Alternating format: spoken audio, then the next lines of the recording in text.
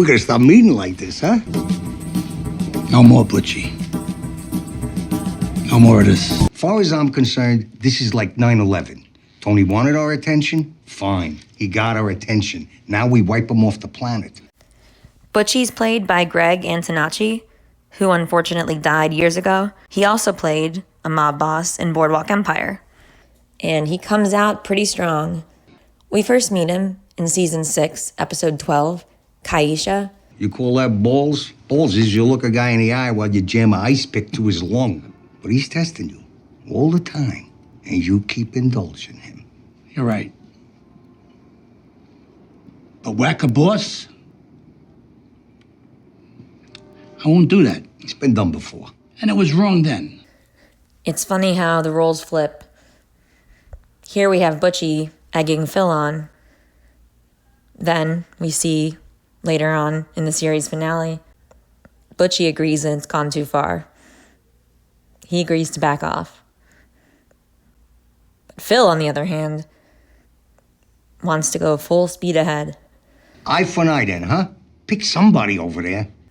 As we see later on, it ends up being more than one somebody. 3 pops. Within a tight time frame, 24 hours, so there's no chance for them to hit back. We should let them sleep. Between this time period when Tony and Phil put aside their differences, up until we have that final round of bloodshed at the end of the series, there's pretty much peace. I gotta tell you, Phil, you look fantastic. Anyway, Phil, welcome home. Benvenuto. Thanks. Ooh, young and tall and tan and lovely. Your taste. How's Patricia? You mind?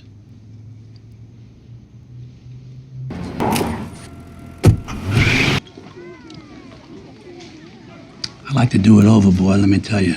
Now, what are you talking about? You're a man, Phil. This ain't a lot nowadays. You okay? We know that Butchie doesn't like Tony. My point is, we don't know if Tony was behind this. As far as I'm concerned, this is like 9/11. Tony wanted our attention? Fine. He got our attention. Now we wipe him off the planet. I don't think Butchie really likes any of the New Jersey guys. You and your friend there, Stefano, have been pocketing how much on this Cowboys and Indians asbestos removal? Building the townships like you're following all the EPA regulations. Butch, Coco, didn't anybody call you guys? About what? Mr. Soprano's guy came by this morning. Said to pull your jobs. Whoa, whoa, whoa. He's also there near Coco when Tony decides to go after Coco after hearing that Coco messed with Meadow. And Butchie, he sees that Tony means business. Some peppers and cheese. Garganzo, all right? Whoa, whoa. Sit down.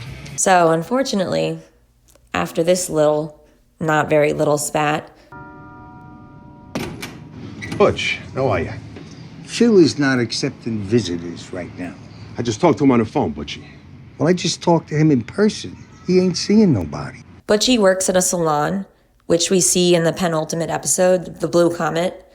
At the beginning of the episode, Butchie meets with his guys there, and they decide what they're going to do about the DeMeo family. Top 3 guys. Paulie got the area? No, management. Butchie gives the instructions loud and clear.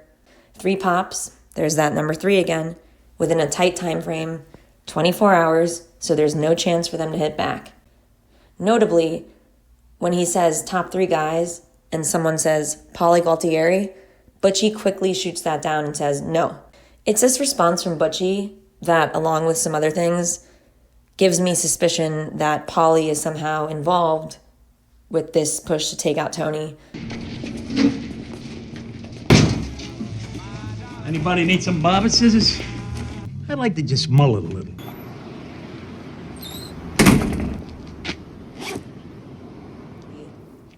Just like how in the Colombo Wars, Paulie says he survived by the skin of his balls, perhaps having an arrangement with Butchie of some sort helps him survive this war.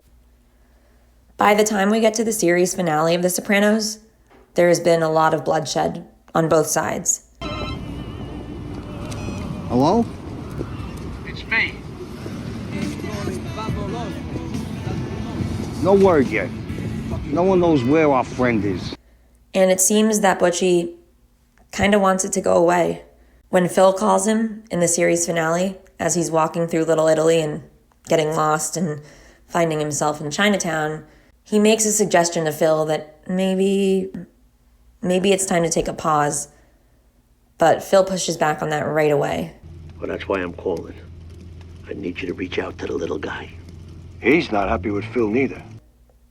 Thus, we get the final sit down. So we have this final sit down arranged by George. We started it. We got a dead Guman in Queens and her old Ukrainian father. We agree. It's gone too far. Phil, I don't know. It's changed. You got my word. We'll back off. Tony's original price was Butchie giving him a location on Phil. Butchie says,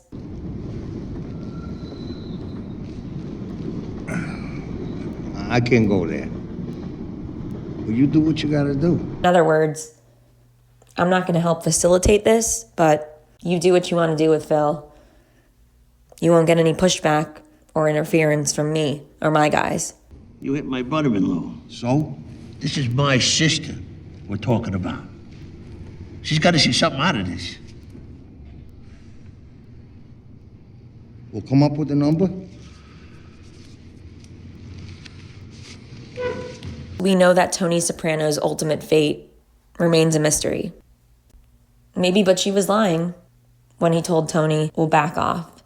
Maybe Butchie was being serious, and he has nothing to do with anything that happens in Holston's that night. That's one of the great things about The Sopranos. We never get a final answer, but that doesn't mean we won't stop searching for one. It's characters like Butchie who, although we may not think of him first in our minds when we think of major Sopranos characters, he really does play a big role in the end of the series.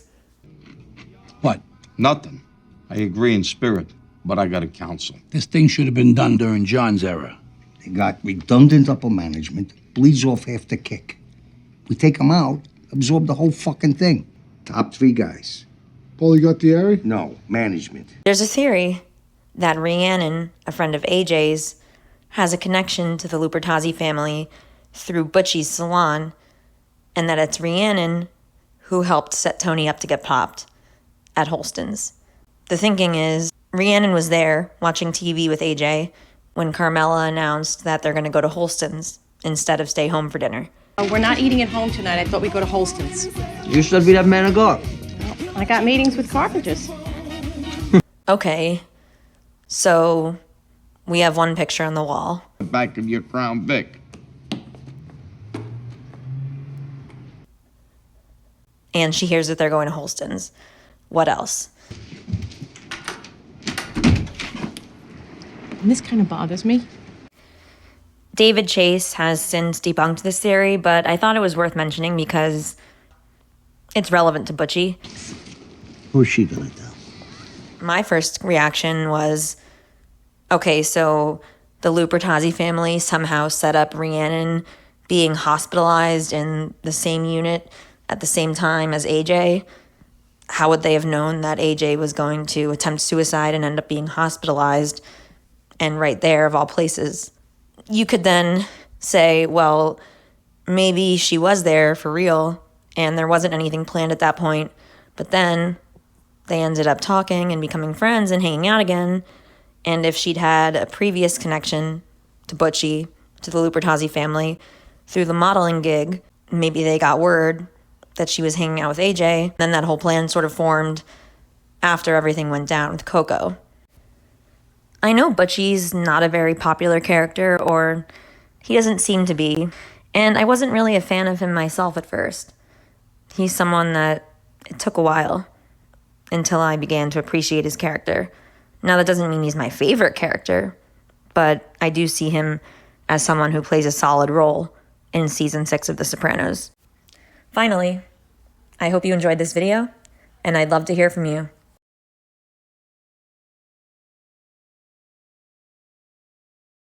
What do you think about Butchie? You want in a million, 'cause you got that shotgun shine, shade my body.